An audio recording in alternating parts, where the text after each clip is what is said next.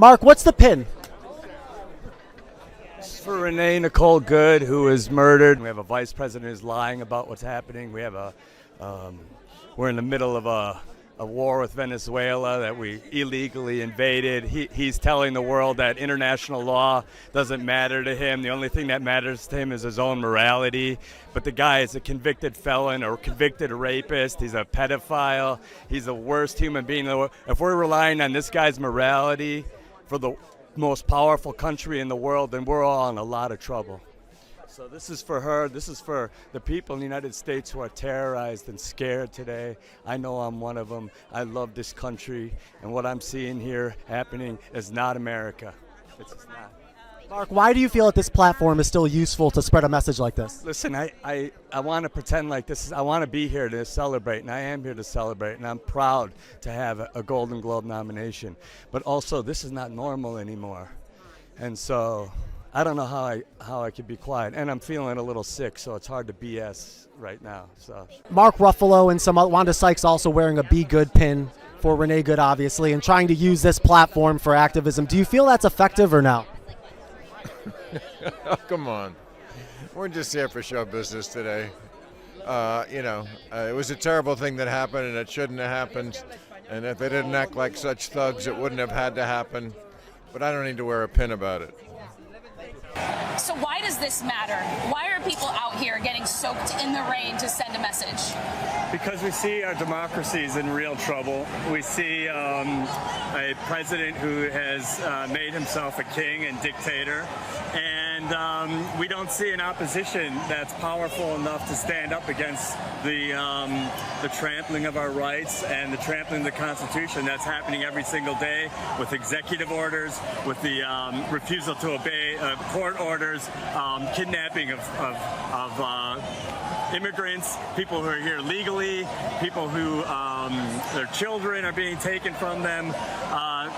We're disgusted and we're scared, and we know that the only way to fight this now is for the people, is to come together. Do you think what we've seen out of Los Angeles and all the workplace raids we've seen in recent days, do you think that's changed something in people? You've been doing this work for a long time, yes. But I've met a lot of people today who have never done this before. The blessing of these kinds of moments for any group of people is that it opens your eyes. It forces you out of your comfort zone.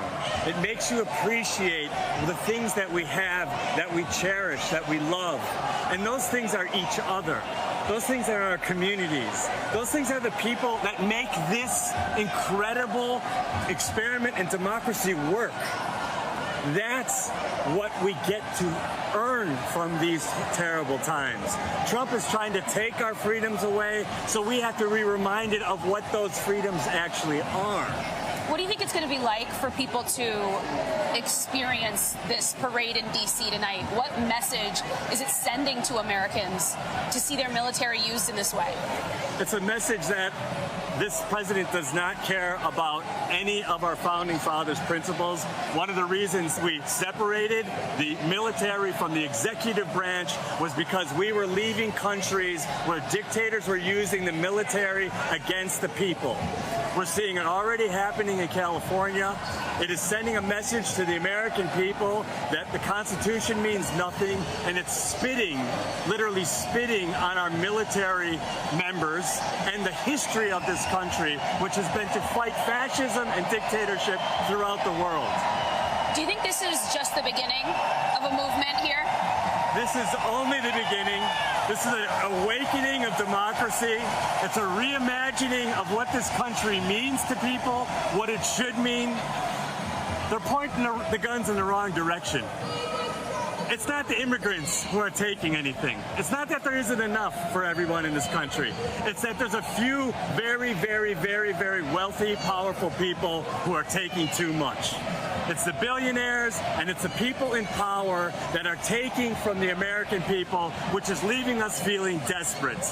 This is the answer to that. This is the reimagination of America and the reestablishment of our democratic principles. One of the questions I get all the time, and I know Steph gets all the time as a reporter, is, well, how do we really know if we're at the precipice?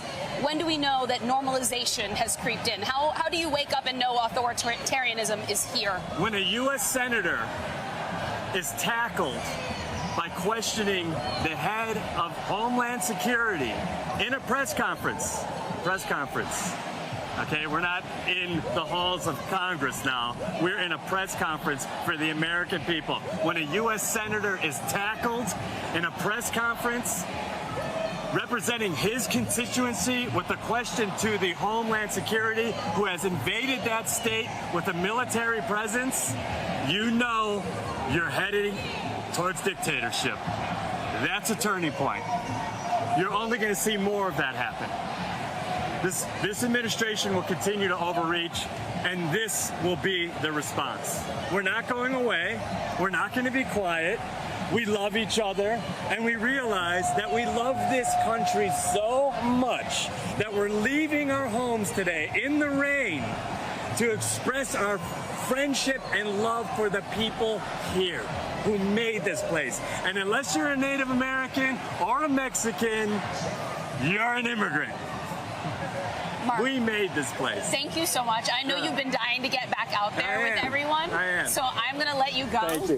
God bless We you. appreciate your voice. Thank you. Thank you. Peace. Mark Ruffalo said something at Golden Globes that I think is the most honest description of where we are right now that anyone has offered in a public setting. He said he didn't know how to be quiet. He said he was feeling a little sick. And he said this is not normal anymore. That is not a political statement. That is a human being sitting in a room full of cameras trying to celebrate his work and being unable to pretend that everything is great because everything is not great. And then he laid out exactly what is not fine. A president who has made himself a king and a dictator. Executive orders that override congressional authority. A refusal to obey court orders. The kidnapping of immigrants who are here legally with their children being taken from them in front of their families. Workplace raids in Los Angeles. A military parade in Washington designed to send a message that Constitution means nothing and the military now answers to one man. He said that one of founding principles of this country was the separation of the military from the executive branch, specifically because the founders had watched dictators use armies against their own people. And now we are watching it happen in California in real time and on the news. And then there's the question he asked that nobody asks. How do you know when authorization is there? Because it's not. It's the only man who rules this country by himself, and nobody asks a question to him because they're scared. When a United States senator is physically tackled in a press conference for asking the head of Homeland Security a question on behalf of his constitution, that is a turning point. That is not a policy disagreement. That is not a partisan moment. That is the government using the physical force to silence an elected representative of the American people in a room that exists specifically for the American people to ask their government questions. And Ruffalo said directly, you're heading toward dictatorship. That is not hyperbole. That is the description of what just happened. Unless you're a Native American or a Mexican, you're an immigrant. Every single person watching this right now whose family came from somewhere else, Ireland, Italy, Poland, Germany, the Philippines, Nigeria, Korea, came here the same way people being detained today came here, looking for something better, willing to work for it. And the only difference between them and your grandparents is just timing. We need every voice in this fight because we need to raise our voices. I know that my viewers are my elders and I respect and love y'all. Thank you so much for watching my channel and my videos. Please do subscribe to my channel and drop a comment down below. Thank you.